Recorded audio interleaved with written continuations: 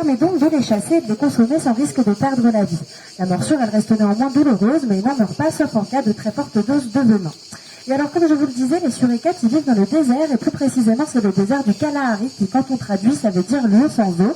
C'est pourquoi ils vont aussi consommer des racines et des bulbes dans lesquels ils vont trouver l'apport en eau nécessaire à leur survie. Alors nous ici, nous n'avons pas le temps tous les matins d'aller leur chercher des racines et des bulbes. Nous leur donnons plutôt une gamelle avec des fruits et des légumes qui sont eux-mêmes gorgés d'eau pour conserver le même comportement que dans le milieu naturel. Ensuite, pour les animations comme maintenant, ils ont des croquettes qu'on complémente parfois avec des insectes. Et enfin, le soir, ils ont chacun un morceau de viande, donc un bout de poulet, un œuf, on essaye de varier.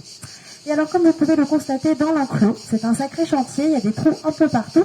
Les suricates sont de très très bons creuseurs. Ils sont capables de déplacer leur propre poids en terre en seulement 20 secondes. Ils sont donc plutôt efficaces et ils sont aussi bien équipés. Ils vont disposer d'une deuxième paupière et d'une membrane au niveau des oreilles qui vont venir protéger leur sens de la poussière quand ils creusent.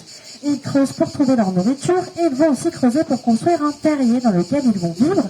Ce terrier, il est constitué de ce qu'on appelle des chambres qui sont toutes reliées entre elles par des galeries et chaque chambre va avoir sa spécificité. C'est un peu comme dans notre maison. Vous avez une chambre qui fait office de garde-manger, une autre qui fait office de lieu de repos, aussi une qui va servir de toilette car ils sont très propres, les suricates.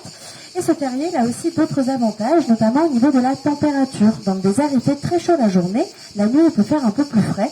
Et les scientifiques ont remarqué que la température restait constante